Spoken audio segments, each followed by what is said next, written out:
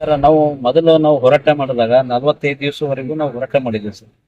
ಸತತವಾಗಿ ಹೋರಾಟ ಮಾಡ್ಕೊತ ಬಂದಾಗ ನಮಗೆ ಒಂದು ಕಮಿಟಿ ಮಾಡಿ ಮಾಜಿ ಮುಖ್ಯಮಂತ್ರಿಗಳಾದಂತ ನಮ್ಮ ಸಿದ್ದರಾಮಯ್ಯ ಸರ್ ಅವರು ನಮ್ಮ ಸಂಘಕ್ಕೆ ಕರೆದುಕೊಂಡು ಬೆಂಗಳೂರಿನಲ್ಲಿ ಚರ್ಚೆ ಮಾಡಿದ್ರು. ನಾವು ಎಲ್ಲಾ ಯೋಜನೆಗಳನ್ನು ಜಾರಿ ಮಾಡಿದ್ವು. ನಮ್ಮ ಪ್ರಣಾಳಿಕೆಯಲ್ಲಿ ನಾವೇನಪ್ಪಾ ಅಂತಂದ್ರೆ ನಿಮ್ಮದು ಕೂಡ ಒಂದು ಯೋಜನೆ ಇದೆ, ಅದನ್ನ ನಾವು ಜಾರಿ ಮಾಡ್ತಾ ಕಾಲಾವಕಾಶ ಕೊಡಿ ಅಂತಕ್ಕಂಥ ಮಾತನ್ನ ಮಾಜಿ ಮುಖ್ಯಮಂತ್ರಿ ಸಿದ್ದರಾಮಯ್ಯ ಸರ್ ಅವರು ಹೇಳಿದರು ಸರ್. ಅದಕ್ಕೆ ನಾವು ತಾಳ್ಮೆಯಿಂದ ಕೂತ್ಕೊಂಡ ಮೇಲೆ ನಮಗೆ 8,000 ರೂಪಾಯಿ ಸ್ಯಾಲರಿನ ಹೆಚ್ಚಿಗೆ ಮಾಡಿದ್ರು. ಜೊತೆಗೆ ಏನಪ್ಪಾ ಅಂತಂದ್ರೆ ಹೆಲ್ತ್ ಇನ್ಶೂರೆನ್ಸ್, ಮತ್ತೆ ಮಹಿಳೆಯರಿಗೆ ವಿಶೇಷವಾದಂತ ರಜೆ, ನಮಗೆ ಮಹಿಳೆಯರಿಗೆ ಹರಿಗೆ ರಜೆ, ಮತ್ತೆ ನಮಗೆ ಒಂದು ರಜೆ ಅಂತಕ್ಕಂಥ ಮಂತ್ಲಿ ಒಂದು ರಜೆ ಅಂತ ಕೊಟ್ಟಿದ್ದಾರೆ. ಇದಕ್ಕೆ ನಾವು ಸ್ವಾಗತ ಮಾಡ್ತೇವೆ ಸರ್. ಅದಾದ್ಮೇಲೆ ಈಗ ಕಮಿಟ್ಮೆಂಟ್ ಆದ್ಮೇಲೆ ಈಗ ಮುಖ್ಯಮಂತ್ರಿಯ ಇವರು ಏನಪ್ಪಾ ಸಿದ್ದರಾಮಯ್ಯ ಸರ್ ಅವರು ರಾಜೀನಾಮೆ ಕೊಟ್ಟ ಮೇಲೆ ಈಗ ಡಿ.ಕೆ. ಶಿವಕುಮಾರ್ ಸರ್ ಅವರು ಬಂದಿದ್ದಾರೆ ಸರ್. ಇದಕ್ಕಿಂತ ಮುಂಚಿತವಾಗಿ ನಮ್ಮ ಬೇಡಿಕೆ ಏನಿದೆಪ್ಪ ಅಂತಂದ್ರೆ ಕುಮಾರ ನಾಯಕ ವರದಿ ಪ್ರಕಾರ ನಮಗೆ 10 ತಿಂಗಳವರೆಗೆ ಸ್ಯಾಲರಿ ಮಾಡಬೇಕು, 10 ತಿಂಗಳವರೆಗೆ ನಾವು ಸಿಗಿಬಾರದು ಅಂತಕ್ಕಂಥದ್ದನ್ನ ಒಂದು ಇದೆ ಸರ್, ಕಮೆಂಟ್ ಇದೆ. ಅದಾದ ಮೇಲೆ ನಮಗೆ ಸೆಮಿಸ್ಟರ್ ಪ್ರಕಾರ ಇವರನ್ನ ನೇಮಕಗೊಳ್ಳುತ್ತೆ. ಇದು ನಮ್ಮ ವಿರೋಧ ಇದೆ ಸರ್. ಮತ್ತೆ ಕುಮಾರ್ ನಾಯಕ ವರದಿ ಪ್ರಕಾರ ಇದು ಅವ್ರದ್ದು ವಿರೋಧ ಮಾಡ್ತಿದ್ದಾರೆ ಸರ್ಕಾರ. ಮತ್ತೆ ನಮ್ಮ 436 ಕಾಲೇಜುಗಳಲ್ಲಿ, ರಾಜ್ಯದಲ್ಲಿರ್ತಕ್ಕಂಥ ಪ್ರಥಮ ದರ್ಜೆ ಕಾಲೇಜುಗಳು 436 ಕಾಲೇಜಲ್ಲಿ 98% ಜನಪ್ಪ ಅತ್ಯುತ್ಪನ್ನ ನಡೆದಿದೆ ಸರ್. ಕಾಲೇಜ್ ರನ್ ಆಗ್ತಾ ಇದೆ. ಈಗ ಎಕ್ಸಾಂಪಲ್ ಅಂದ್ರೆ ಕ್ಯಾಲೆಂಡರ್ ಆಫ್ ಪಿರಿಯಡ್ ತೆಗಿತಾರೆ ಸರ್ ಯೂನಿವರ್ಸಿಟಿ. ಸರ್ ಯೂನಿವರ್ಸಿಟಿ ಪ್ರಕಾರ ತೆಗೆದಪ್ಪ ಅಂತಂದ್ರೆ ನಮಗೆ ಸೆಮಿಸ್ಟರ್ಲಿಂದ ಮತ್ತೆ ನಮಗೆ ರಿವ್ಯೂ ಮಾಡ್ತದೆ. ಕುಮಾರ್ ನಾಯಕ್ ವರದಿ ಏನಿದೆ 10 ತಿಂಗಳವರೆಗೂ ತೆಗಿಬಿಡದು ಅಂತ ಮಾತಿದೆ ಸರ್. ವಿಶೇಷವಾದಕ್ಕಂತ ಸರ್ಕಾರ ನಮಗೆ ಭರವಸೆ ಕೊಟ್ಟಿದೆ. ಏನಪ್ಪಾ ಅಂತಂದ್ರೆ ಸೇವಾ ಬಜೆಟ್ ಕೊಟ್ಟುವಂತಕ್ಕಂಥದ್ದು ನಾವು ಸ್ಪಷ್ಟವಾದ ಬೇಡಿಕೆ ಇದೆ ಸರ್. ಅದನ್ನ ಸರ್ಕಾರ ಕೂಡಲೇ ನಮಗೇನಪ್ಪ ಸೇವಾ ಬರುತ್ತೆ ಮಾಡ್ಬೇಕು ಸರ್. ಎಕ್ಸಾಂಪಲ್ ನಮಗೆ ಸ್ವಾಗತ ಇದೆ ಸರ್. ಈಗ ಆರೋಗ್ಯ ಇಲಾಖೆಯಲ್ಲಿ ಏನಪ್ಪಾ ಅಂತಂದ್ರೆ ಎ.ಟಿ. ಖಾದರ್ ಸರ್ ಅವರು ಏನಪ್ಪಾ ಅಂತಂದ್ರೆ ಇಮಿಡಿಯೇಟ್ ಆಗಿ ಅವರು ಬಂದ ತಕ್ಷಣ ಸೇವಾ ಬಜೆಟ್ 5 ವರ್ಷ ಯಾರು ಮಾಡಿದ್ದಾರೆ ಅವರಿಗೆ ನಾವು ಸೇವಾ ಬಜೆಟ್ ಕುಡಿತು ಅಂತಕ್ಕಂಥದ್ದು ಮಾತನ್ನು ಹೇಳಿದ್ದಾರೆ ಸರ್. ಅದಕ್ಕೆ ನಾವು ಸ್ವಾಗತ ಮಾಡ್ತೀವಿ, ವಿರೋಧ ಮಾಡ್ತಾ ಇಲ್ಲ. ಹಾಗೆ ನಾವು 15 ವರ್ಷ 20 ವರ್ಷ 25 ವರ್ಷ 30 ವರ್ಷ ಒಳಗೆ ಸೇವೆ ಸಲ್ಲಿಸಿದವು ನಮ್ಮನ್ನ ಯಾಕೆ ಮತ್ತೆ ಧೋರಣೆ ಮಾಡ್ತಾ ಇದೆ ಸರ್ಕಾರ. ನಾವು ಇದೇ ರೀತಿ ಮುಂದುವರೆದಿರ ಸರ್. ನಾವು ಗುಲ್ಬರ್ಗದಲ್ಲಿ ಅಂದ್ರೆ ಕಲ್ಯಾಣ ಕರ್ನಾಟಕ ಜನ ಸರ್, ಕಲ್ಯಾಣ ಕರ್ನಾಟಕದಲ್ಲಿ ಏನು 371 ತಂದಿದ್ದಾರೆ ಧರಮ್ ಸಿಂಗ್ ಸಾಹೇಬರು, ಖರ್ಗೆ ಸಾಹೇಬರು, ಕಂಬರಸ್ಲಂ ಸಾಹೇಬರು. ಅವ್ರಿರ್ತಕ್ಕಂಥ 371 ಏನಪ್ಪಾ ಅಂತಂದ್ರೆ ನಮಗೆ ಯಾವುದೇ ರೀತಿಯಿಂದ ಬೆನಿಫಿಟ್ ಆಗ್ತಾ ಇಲ್ಲ. ಯಾಕಂತಂದ್ರೆ ಅದರಿಂದ ನಾವು ಮೋಸ ಹೋಗ್ತಾ ಇದ್ದೇವೆ. ಯಾಕಂದ್ರೆ ಹೊರದಿಂದ ಬಂದ ಜಿಲ್ಲೆಗಳಿಂದ ಅವರಿಗೆ ಇಂಪ್ಲಿಮೆಂಟ್ ಆಗ್ತಾ ಹೊರತಾಗಿ ನಮಗ್ ಆಗ್ತಾ ಇಲ್ಲ. ಒಂದ್ ವೇಳೆ ಇದೇ ರೀತಿ ಮುಂದುವರೆದ್ರೆ ಅದೇ ನಾನು ಖರ್ಗೆ ಸಾಹೇಬ್ರಿಗೆ, ಡಾಕ್ಟರ್ ಮಲ್ಲಿಕಾರ್ಜುನ್ ಖರ್ಗೆ ಸಾಹೇಬ್ರವರಿಗೆ ಒಂದು ಮನವಿ ಮಾಡ್ಕೊತಿದ್ದೇನೆ ಸರ್. ನಾವು ಎಲ್ಲ ಇರ್ತಕ್ಕಂಥ ಕಲ್ಯಾಣ ಕರ್ನಾಟಕ ಭಾಗದಲ್ಲಿ ಇರ್ತಕ್ಕಂಥ 4,350 ಜನ ಏನೋ ಬಂದ್ರು ಅತಿಥಿ ಕರೆದಿದ್ದು, ನೀವು ಕಲ್ಯಾಣ ಕರ್ನಾಟಕ ಭಾಗದಿಂದ ನಮ್ಮನ್ನ ಸೇವಾ ಪದಾರ್ಥ ಕೊಡಬೇಕು ದಯವಿಟ್ಟು ಸರ್. ಯಾಕಂತಂದ್ರೆ ನಮ್ಗೆ ಕುಟುಂಬ ಸಹಿತ ನಡೆಸಬೇಕಾದ್ರೆ ಬಹಳಷ್ಟು ತೊಂದರೆ ಆಗ್ತಾ ಇದೆ. ನಮ್ಮ ಕುಟುಂಬ ರನ್ ಮಾಡ್ಬೇಕಾಯ್ತಪ್ಪ ಅಂತಂದ್ರೆ ನಮ್ಮ ಕುಟುಂಬ ಬಿಜಿಪಾಲ್ ಆಗ್ತಾ ಇದೆ. ನಾವು ಕುಟುಂಬದಿಂದ ಹೊರಗಡೆ ಬಂದಿವಿ ಸರ್. ನಮ್ಮ ಜೊತೆಗೆ ಕುಟುಂಬ ಇರ್ಲಕ್ಕೂ ಇಷ್ಟಪಡ್ತಾ ಇಲ್ಲ. ಡಾಕ್ಟರ್ ಮಲ್ಲಿಕಾರ್ಜುನ್ ಖರ್ಗೆ ಸಾಹೇಬರು ಸ್ವಲ್ಪ ತಿಳುವಳಿಕೆ ಇದು ಮಾಡ್ಕೊಂಡು ನಮ್ಮ ಇದಕ್ಕೆ ಮನವಿಗೆ ಸ್ಪಂದಿಸಿ ಇದಕ್ಕೇನಪ್ಪ ಅಂದ್ರೆ ನಮ್ಮ ಕಲ್ಯಾಣ ಕರ್ನಾಟಕ ಬಗ್ಗೆ ಅನ್ಯಾಯ ಮಾಡಲ್ಲ ಅಂತಕ್ಕಂಥ ಭರವಸೆ ಇದೆ. ಮತ್ತೆ ಅವ್ರು ಇಮಿಡಿಯೇಟ್ ಆಗಿ ಏನಪ್ಪ ಡಾಕ್ಟರ್ ಶಿವಕುಮಾರ್ ಸರ್ ಅವ್ರನ್ನು ಒಂದು ಮಾತು ಹೇಳಿದ್ರು. ಏನಪ್ಪಾ ಅಂದ್ರೆ ನಾವು ಕಲ್ಯಾಣ ಕರ್ನಾಟಕ ಭಾಗಕ್ಕೆ ಏನಪ್ಪ ಇಮಿಡಿಯೇಟ್ ಆಗಿ 10,000 ಜನ ಸರ್, ನೀವು ಪ್ರೈಮರಿ ಹೈಸ್ಕೂಲ್ ಅಂತ ಹೇಳಿದ್ರಿ, ನೀವು ಎಲ್ಲರೇ ಪ್ರಥಮ ದರ್ಜೆ ಕಾಲೇಜ್ ಅತ್ಯುತ್ಪನ್ನಸಕರ ಅಂತ ಹೇಳಿಲ್ಲ. ಯಾಕಂತಂದ್ರೆ ಇದು ಖಂಡನೆ ಆಗತ್ತಿದೆ. ಯಾಕಂದ್ರೆ ನಿಮ್ಮ ಸರ್ಕಾರ ಬಂದ ಮೇಲೆ ನಮ್ಮ ಅತ್ಯುತ್ಪನ್ನಕ್ಕೆ ಬಹಳಷ್ಟು ಮೋಸ ಆಗ್ತಾ ಇದೆ. ಯಾಕಂತಂದ್ರೆ ಮೊದಲಿಂದ ಸರ್ಕಾರ ಏನು ಅಶ್ವಥ್ ನಾರಾಯಣ ಅವರು ಇದ್ದರು ಸರ್, ನಮಗೆ ತಿಂಗಳಿಗೆ ಯಾವತ್ತಾದ್ರೂ 10 ತಾರೀಕಿನ ಒಳಗಡೆ ಪೇಮೆಂಟ್ ಮಾಡಿದ್ದಾರೆ. ಆ ತಿಂಗಳು ನಮಗೆ ನಿಲ್ಸಿಲ್ಲ. ನಾವು ಸರ್ಕಾರನ ನೆನ್ಸ್ಕೋಬೇಕಾಗ್ತದೆ.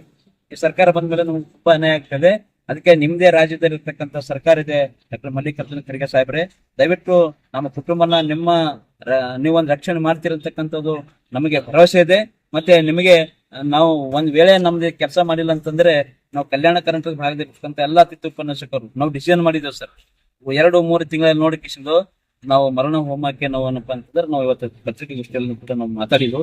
ಮತ್ತೆ ಇದು ನಾವು ಎಲ್ಲ ನಿಮ್ಗೆ ನಂಬಿಕೆ ಇಲ್ಲ, ನಾವು ಸತ್ಯವಾದಂತ ಮಾತಾಡ್ತೀವಿ ಸರ್. ನಾವು ಹಾಗೆ ಮಾಡ್ಕೋತೀವಿ ಮಾಡ್ಕೊಂಡೇ ಮಾಡ್ಕೋತೀವಿ. ಈಗ 371 ಸರ್, ಈಗ ಪೊಲೀಸ್ ಡಿಪಾರ್ಟ್ಮೆಂಟ್ ತಗೊಳ್ಳಿ ಸರ್. ಈಗ ಭಕ್ತಿಯಲ್ಲಿ ಸಿಕ್ಕಿದೆ ಸರ್, ಇಲ್ಲಿದ್ದಾರೆ ಸಿಕ್ಕಿದೆ ಸರ್. ಹೊರಲಿಂದ ಬಂದವರಿಗೆ ಇವತ್ತು ಅವ್ರು ಪೊಲೀಸ್ ಇದ್ದಾರೆ, ಅವ್ರು ಜಮಾದಾರಿದ್ದಾರೆ, ES ಆಗಿದ್ದಾರೆ ಸರ್, PS ಆಗಿದ್ದಾರೆ. ಇಲ್ಲೇ ಇದಲ್ಲ ಸರ್ ಎಕ್ಸಾಂಪಲ್. ಮತ್ತೆ ನಮಗಾದಂತ ಅತಿಥಿ ಸರ್ ಏನಾಗಿದೆ? ಏನೂ ಇಲ್ಲ. 3% ನಮಗೆ ಕುಮಾರ್ ನಾಯಕ್ ವರದಿ ಪ್ರಕಾರ ವರ್ಷಕ್ಕೆ 3% ಇನ್ಕ್ರಿಮೆಂಟ್ ಇದೆ ಸರ್ ಆಗಿಲ್ಲ. ಇದು ಅನ್ಯಾಯ ಅಲ್ಲ ಸರ್? ಆಗಿಲ್ಲ ಸರ್. ಭರ್ತಿಯಲ್ಲಿ ಟೋಟಲ್ ನಮಗೆ ಯಾವುದೇ ಅಲ್ಲಿ ಇಂಪ್ಲಿಮೆಂಟ್ ಆಗಿಲ್ಲ ಸರ್. ಬೇರೆ ಜಿಲ್ಲಾ ಕಟ್ ಕಳ್ಸಿದ್ರೆ ನಮಗೆ ಅಲ್ಲಿ 8% ಕೊಡ್ತಾರೆ. ಬೇರೆ ಜಿಲ್ಲೆ ಎಲ್ಲ ಅವ್ರಿಗೆ 20 ದಿವಸ ಕೊಡ್ತಾರೆ. ಇದು ಅನ್ಯಾಯ ಅಲ್ಲ ಸರ್? ಅದು ಮತ್ತೆ ಗುಲ್ಬರ್ಗ ಇದು ಬೆಂಗಳೂರಲ್ಲಿ ಸರ್ ರೂಲ್ ಆಗೋದಲ್ಲಿ ಏನಪ್ಪಾ ಅಂದ್ರೆ ಅಲ್ಲೇ ಫಿಕ್ಸ್ ಇದೆ ಸರ್, 8% ಇದೆ. ನಮ್ಗೆ ಅವರಿಗೆ ಇಲ್ಲಿ 20% ಇದೆ ಸರ್. ಬೆಲೆ ಅಲ್ಲ ಸರ್. ಹೈಯರ್ ಎಜುಕೇಶನ್ ಸರ್ ನೋಡಿ, ನಟ್ ಸ್ಲಟ್ PhD MPhil ಎಲ್ಲ ಮುಗಿಸ್ಕೊಂಡ್ರು ಕೂಡ ಒಂದು ಹೋಟೆಲ್ದಲ್ಲಿ ಕೆಲಸ ಮಾಡೋರಿಗೆ ಮರ್ಯಾದೆ ಸರ್, ನಮಗೆ ಮರ್ಯಾದಿಲ್ಲ. ಯಾಕಂತಂದ್ರೆ ಸಂಬಳ ಬರೋರ್ಗೆ ಕಾಯ್ಬೇಕು. ಸಂಬಳ ಆಯ್ತಪ್ಪ ಅಂದ್ರೆ ಅದು ಇದು ಕೂಡ ಹೋಗ್ಬೇಕು ಸರ್. ಹೋಟೆಲ್ ಕೆಲಸ ಮಾಡೋನಿಗೆ ರೆಗ್ಯುಲರ್ ಪಗಾರ ಇದೆ. ಪಗಾರ ತೋನಿಗೆ ಮಕ್ಕಳ ಒಂದು ಸಂಸಾರ ನಡೆಸ್ತಕ್ಕಂತ ಮನೆಯಲ್ಲಿ ಕಾಯ್ದು ಕುಂತಾರೆ ಹೆಂಡ್ರು ಮಕ್ಕಳು. ಆದ್ರೆ ನಮ್ಮ ಹಣೆ ಬರಂಗಿಲ್ಲ ಸರ್. ಬಹಳ ಕಷ್ಟ ಆಗ್ತಾ ಇದೆ. ನಮ್ಮ ಮಕ್ಕಳು ನಮ್ಮ ಹೆಂಡ್ರು ಏನಪ್ಪಾ ಅಂದ್ರೆ ಮನೆಗೆ ಹೋದರೆ ಒಂಥರ ನೋಡ್ಕೊಂಬಂತ ಪರಿಸ್ಥಿತಿ ಸರ್. ಸರ್ ನಮ್ಮದು ಬೇಡಿಕೆ ಅದೇ ಸರ್. ಅದೇ ಸರ್ಕಾರ ಕೇಳ್ತಿಲ್ಲ. ನಮ್ಮ ಡಾಕ್ಯುಮೆಂಟ್ಸ್ ಅಂತೂ ವರ್ಷಕ್ಕಂತೂ ಚೇಂಜ್ ಆಗಲ್ಲ ಸರ್, ಅವೇ ಇರ್ತವೆ. ಹೌದಾ? ಎಲಿಜಿಬಲ್ ನಾನ್ ಎಲಿಜಿಬಲ್ ಅಂತ ಹೇಳ್ತೀರಾ. ಎಲಿಜಿಬಲ್ ಇದ್ರೆ ಎಲಿಜಿಬಲ್ ಅಂತ ಹಾಕ್ತಾರೆ, ನೆಟ್ ಸೆಲೆಕ್ಟ್ PhD ಅಂತ ಹಾಕ್ತಾರೆ. ನಾನ್ ಎಲಿಜಿಬಲ್ ಅಂತಂದ್ರೆ PG ಮ್ಯಾಗ ಇರ್ತಾರೆ ಅಥವಾ MPhil ಮ್ಯಾಗ ಇದ್ದಿರ್ತಾರೆ. ಅವ್ರಿಗೆ ಒಂದು ಸ್ಯಾಲರಿ ಒಂದು ಸೆಟ್ ಮಾಡಿದಿರಿ ನೀವು. MPhil ನಾನ್ ಕ್ವಾಲಿಫೈಡ್ ಇದ್ದವರಿಗೆ 35,000 ಇದೆ, ಮತ್ತೆ ಕ್ವಾಲಿಫೈಡ್ ಇದ್ದವರಿಗೆ 39,000 ರೂಪೀಸ್ ಇದೆ ಸರ್. ಅದು 10 ವರ್ಷ ಮೇಲ್ಪಟ್ಟು ಮಾಡಿದವರಿಗೆ. ಮತ್ತೆ ಈ ರೀತಿ ಕೊಟ್ಟ ಮೇಲೆ ನೀವು ಮತ್ತೆ ತಾರತಮ್ಯ ಮಾಡ್ದಂಗಿಲ್ಲ ಸರ್. ನೀವು ನಾನ್ ಎಜುಸಿದವರಿಗೆ ಈಗ ನೀವು ಮಾಡಿದಿರ ಸರ್. ನಾನ್ ಎಜುಸಿದವರಿಗೆ ಎಷ್ಟು ಸ್ಯಾಲರಿ ಮಾಡಿದಿರಿ ಅವರಿಗೆ. ಮತ್ತೀಗ ಮೊನ್ನೆ ತಾನೇ ನೀವು ಏನ್ ಮಾಡಿದಿರಿ, ನಾನ್ ಎಲಿಜಿಬಲ್ ಇದ್ದವ್ರನ್ನ ನೀವು ಕೌನ್ಸಿಲರ್ ಅಂತ ಇದು ಮಾಡ್ತೀರಿ, ಶೈಕ್ಷಣಿಕ ಇದಂತ ಮಾಡಿದಿರಿ. ನಾವು ಸ್ವಾಗತ ಮಾಡ್ತೀವಿ ಅವರಿಗೆ. ಪಾಪ 15 ವರ್ಷ 20 ವರ್ಷ ದುಡಿದ್ರು ಕೂಡ ನೀವು ಏನಪ್ಪಾ ಅಂತಂದ್ರೆ ಅವ್ರಿಗೆ ಕೈ ಬಿಟ್ಟಿಲ್ಲ. 5-6 ತಿಂಗಳು ಹೊರಗಡೆ ಕುಂತ ಮೇಲೆ ನೀವು ಒಳಗಡೆ ತಗೊಂಡಿರಿ. ಒಂದು ಕೇಸ್ ಇತ್ತು, ಕೋರ್ಟ್ ಅಲ್ಲಿ ಒಂದು ನಡೀತಿತ್ತು, ನ್ಯಾಯವಾಗಿ ನೀವು ತಗೊಂಡಿರಿ. ನಾವು ಅದಕ್ಕೂ ಸ್ವಾಗತ ಮಾಡ್ತೇವೆ. ಅದು ವಿರೋಧ ಅಂತ ನಿಮಗೆ ಹೇಳ್ತಿಲ್ಲ. ಆದ್ರೆ 5.5 ತಿಂಗಳು 6 ತಿಂಗಳು ಬೇಕಾಗ್ತದೆ. ಹಂಗಾಗಿ ನಮ್ಮ ಬೇಡಿಕೆ ಒಂದೇ ಸರ್, ಶಿವ ಭದ್ರತೆ ಆಗೋದು ಬಹಳ ಅವಶ್ಯಕತೆ. ಕಲ್ಯಾಣ ಕರ್ನಾಟಕ ಭಾಗಕ್ಕೆ ನೀವು ಮಾಡಿ, ರಾಜ್ಯದಲ್ಲಿ ಮಾಡ್ತೀರಾ ಅದ್ರ ರೀತಿ ಗೊತ್ತಿಲ್ಲ. ಬಟ್ ಕಲ್ಯಾಣ ಕರ್ನಾಟಕದಲ್ಲಿ ವಯಸ್ಸು ಮೀರಿ ನೋಡಿದೀವಿ ಸರ್. 50 ವರ್ಷ ಆಯ್ತು ಸರ್ ನಮಗೆ ಯಾವ ಅಪ್ಲಿಕೇಶನ್ ಯಾವ ಕಾಲೇಜಲ್ಲಿ ನಮ್ಗೆ ತೆಗೆದಿದೆ ಇಲ್ಲ. ನೀವು ಸರ್ಕಾರ ಸ್ಪಂದನೆ ಮಾಡ್ತಾರೆ. ಯಾವಾಗ್ಲೂ ಆತರ ದೇವಿ ಪ್ರಕರಣ ತಗೊಂಡ್ ಬರ್ತಾರೆ ಸರ್. ಮಧ್ಯದಲ್ಲಿ ಉಮಾದೇವಿ ಪ್ರಕರಣ ಇದೆ, ಉಮಾದೇವಿ ಒಂದು ಇದು ಇದೆ, ಅದಕ್ಕೆ ಸ್ವಲ್ಪ ತಡೆ ಹಿಡಿಬೇಕಾಗಿದೆ ಅಂತ ಹೇಳ್ತಾರೆ. ಬಹಳಷ್ಟು ಜನ ನಮ್ಮ ರಾಜ್ಯಾಧ್ಯಕ್ಷರಾಗ್ಲಿ ನಾವಾಗ್ಲಿ ಪ್ರತಿ ಒಂದನ್ನ ನಾವು ಸರ್ಕಾರ ಜೊತೆಗೆ ಡಿಸ್ಕಸ್ ಮಾಡ್ಕೋತಿದ್ದೇವೆ ಸರ್.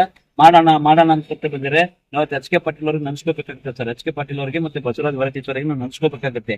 ಅವರನ್ನ MC ಸುಧಾಕರ್ ಸರ್ ಜೊತೆಗೆ ಸುಮಾರು ಒಂದು 10-15 ಬಾರಿ ಚರ್ಚೆ ಮಾಡಿದ್ರು ಕೂಡ ನಾನು ಮಾಡ್ತೀನಿ ಅಂತ ಹೇಳಿದ್ದಾರೆ. ಈಗೇನಪ್ಪ ಉನ್ನತ ಶಿಕ್ಷಣ ಸಚಿವರು ಕೂಡ ರಾಜೀನಾಮೆ ಇದ್ದಾರೆ ಸರ್. ಅದು ಎಲ್ಲರಿಗೂ ಗಮನಕ್ಕೆ ಬಂದಿದೆಯಾ? ಬಟ್ ಮುಂದೆ ಏನ್ ಮಾಡ್ತಾರೋ ನಮ್ಗೆ ಗೊತ್ತಾಗ್ತಿಲ್ಲ. ನಮಗೆ ಸೇವಾ ಭದ್ರತೆ ಬೇಕು ಸರ್. 12 ತಿಂಗಳು ಸ್ಯಾಲರಿ ಆಗ್ಬೇಕು. ಮತ್ತೆ ಸರ್ಕಾರದಿಂದ ಸೌಲಭ್ಯಗಳು ನಮಗೆ ಏನು ಸಿಗ್ತದೆ ತೆಗಿಬೇಕು ಸರ್. ನಮಗ್ ಸರ್ ಲೋನ್ ಸಿಗಂಗಿಲ್ಲ, ನಮಗೆ ಸ್ಯಾಲರಿ ಸರ್ಟಿಫಿಕೇಟ್ ಇಲ್ಲ. ಕೆಲವೊಂದು ನಾವು ಮಕ್ಕಳು ಈಗ ಹೆಲ್ತ್ ಇನ್ಶೂರೆನ್ಸ್ ಇದು ಮಾಡಿದಾರೆ ಸರ್. ಬಟ್ ಹೆಲ್ತ್ ಇನ್ಶೂರೆನ್ಸ್ ಇನ್ನೂ ಇದಾಗಿಲ್ಲ ಸರ್, ಎಲಿಜಿಬಲ್ ಆಗಿಲ್ಲ ಸರ್. ನಾ ಬಂದಿಲ್ಲ ಸರ್. ಯಾಕಂದ್ರೆ ಹೆಲ್ತ್ ಇನ್ಶೂರೆನ್ಸ್ ಬಂತಪ್ಪ ಅಂದ್ರೆ ನಮಗೆ ಏನೋ ಒಂದು ಗೆಲುವಿನ ಮುಖ ನಮಗ್ ಬಂದಿರ್ತದೆ ಸರ್. ಯಾಕಂತಂದ್ರೆ 12 ತಿಂಗಳ ಇನ್ಶೂರೆನ್ಸ್ ಇರ್ತದೆ ಸರ್. 12 ತಿಂಗಳ ಸ್ಯಾಲರಿ ಕೊಡ್ಲೇಬೇಕಲ್ಲ ಸರ್. ದಯವಿಟ್ಟು ಅದನ್ನ ಇದು ಮಾಡಿದ್ರೆ ಮತ್ತೆ ನಾ ಮಧ್ಯಮದವರಿಗೆ ನಾನು ಒಂದು ಇದು ಮಾಡ್ಕೋತೀನಿ ಸರ್, ಮನವಿ ಮಾಡ್ಕೋತೀನಿ. ನಾವಿಷ್ಟು ನಮ್ಮ ಕುಟುಂಬ ಇವತ್ತು ಏನಾದರೂ ಬೆಳಕಿನಾಗ ಇರ್ಬೇಕೈತಪ್ಪ ಅಂದ್ರೆ ಮಧ್ಯಮದವ್ರಿಗೆ ಮುಖ್ಯ ಕಾರಣ ಸರ್. ಯಾಕಂತಂದ್ರೆ ಬಹಳಷ್ಟು ನಾವು ಹೋರಾಟ ಮಾಡಿದಾಗ ನಮ್ಮ ಬರೆದಾಗ ಕಾಳಜಿ ತೊಂದಿ ಪ್ರತಿ ಒಂದನ್ನ ಸರ್ ಹಂತವಾಗಿ ಇರ್ತಕ್ಕಂಥ ಮಿನಿಸ್ಟರ್ ಜೊತೆಗೆ ಇದು ಮಾಡಿ DC ಅವ್ರ ಜೊತೆಗೆ ಚರ್ಚೆ ಮಾಡಿ ಪ್ರತಿ ಒಂದಕ್ಕೆ ನಮ್ಗೆ ಅನುಕೂಲ ಮಾಡಿಕೊಟ್ಟಂತ ಮೀಡಿಯಾದವರಿಗೆ, ಮಾಧ್ಯಮದವರಿಗೆ ನಾವು ಬಹಳಷ್ಟು ನಮ್ಮ